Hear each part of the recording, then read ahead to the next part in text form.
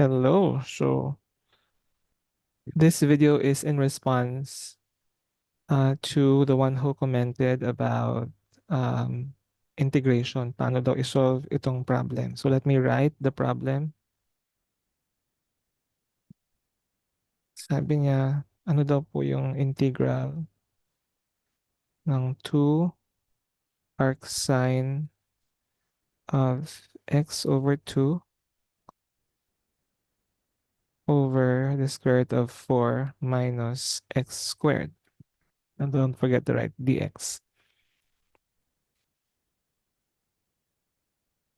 Ayan. So seems familiar kasi kung yung topic niyo is integration of inverse trigonometric function, makikita mo dito yung dx over square root of 4 minus x squared. So, ang sagot dyan is an inverse trigonometric function, yung integral niyan. So, recall natin ano yung mag-fit dun sa formula.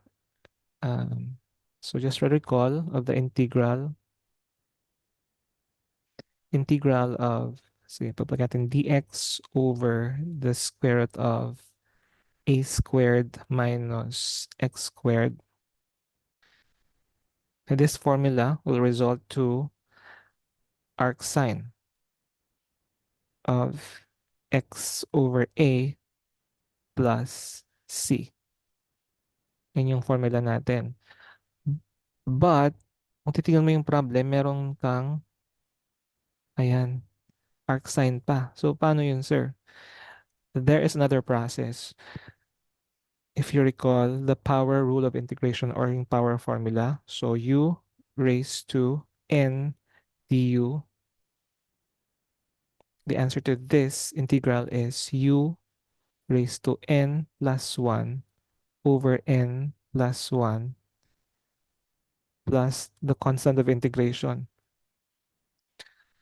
Okay, so pwede natin gamitin to para ma-solve itong problem na to since meron siyang presence nitong inverse trigonometric function. Tapos kapag kinuha pa natin yung derivative nito, yan, familiar siya, di ba? Ano nga ba yung derivative or differential nitong arcsine? So recall again the formula for differentiation. Pag differentiate natin yung arcsine, palagay natin arcsine of x over a.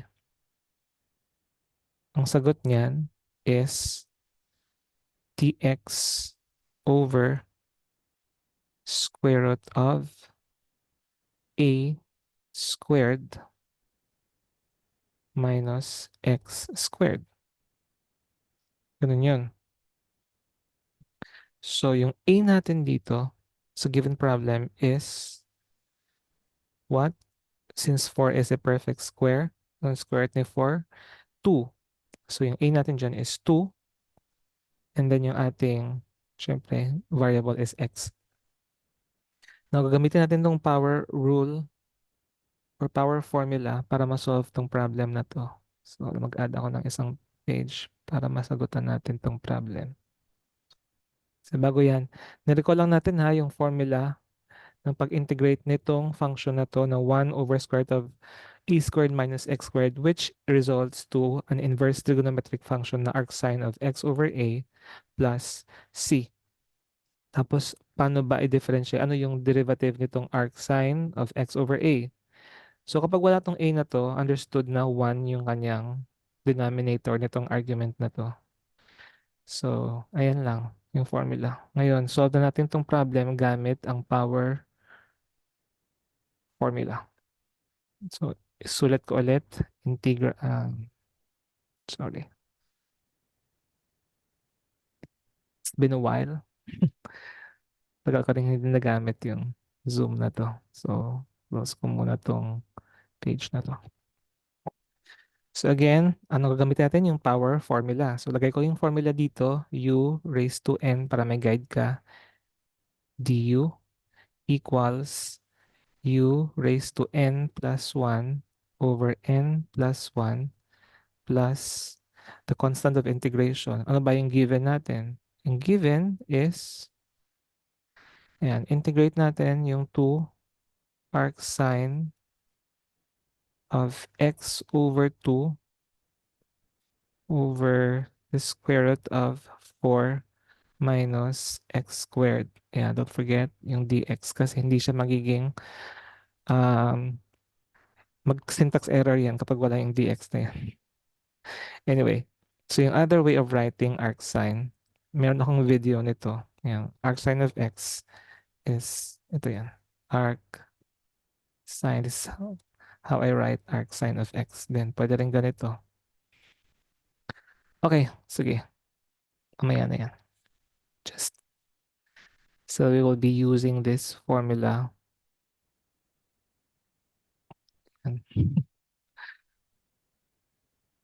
Ngayon, balik tayo sa given. Ano yung ating u dito? So, let u, or itong inverse trigo function, let u equal to arc sine of x over 2. So, dahil may constant ka dito, so sa pag-integrate, pwede natin siyang ilabas dun sa integral na symbol. So, magiging itsura niyan is 2 integral symbol, tapos yung ating u is arc sine of x over 2. Ayan na yung ating u. Since wala kang makikitang exponent dyan, understood na 1 yung kanyang n. Yan. Ano naman yung ating du? Yan, kailangan natin ng du. So, i-differentiate lang natin tong u. Or differentiate u, it's du. Ano ulit yung derivative ni arcsine? That is dx over the square root of a squared. Ano yung a natin? A natin is 2. So, 2 squared is 4. So, 4 minus, yan, squared din yung variable. So, x squared. Yung napapansin mo, makikita natin doon sa given, itong dx over square root of 4 minus x squared. So, pwedeng gamitin, pwede itong power formula. So, ilagay lang natin dito, dx over square root of 4 minus x squared. So, what I did here is, nire-write ko lang tong given na to sa pagkakaayos na makita natin, okay, at para magamit natin tong power formula. So, yung 2 na nasa loob ng integral symbol, nilabas lang natin. Pwede mong gawin yan sa mga constants. Yan, integral of arcsine of x over 2. Itong arcsine na to, nasa numerator siya, di ba? Kung ito yung parang fractional na way or parang, yan. So, yan yung ating u. Ito naman yung ating du, which is dx over square root of 4 minus x squared. So, inayos lang natin siya. Same pa rin, equal pa rin naman sila. Ngayon, pwede natin gamitin itong power formula. So, sige. Ilagay ko muna to sa, bilugan ko lang para hindi siya maging confusing. So, equals 2, ano nga ba yung integral ni u raised to n du? That is u raised to n plus 1 over n plus 1. So, ano yung u natin?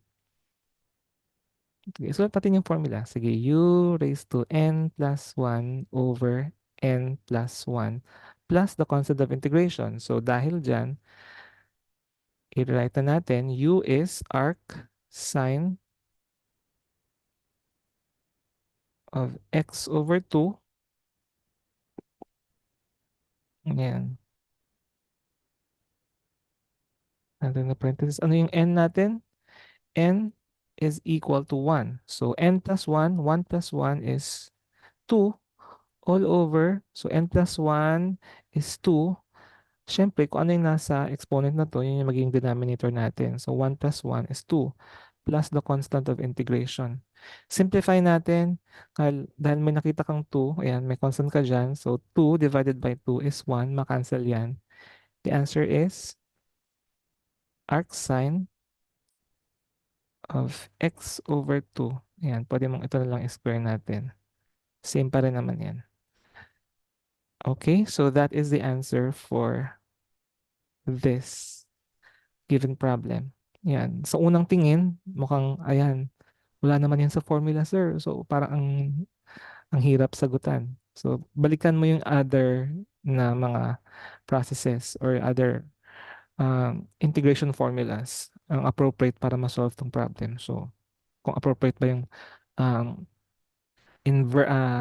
tawag dito, integration by parts, possible ba yan? So, lahat ng mga possibilities, Yan, katulad nito, so pwedeng gamitin itong power formula para ma-solve yung problem na tinatanong ng ating commenter. So, ayun lang. If you have further questions, just message me via my YouTube channel. Thank you and have a great day. Bye-bye.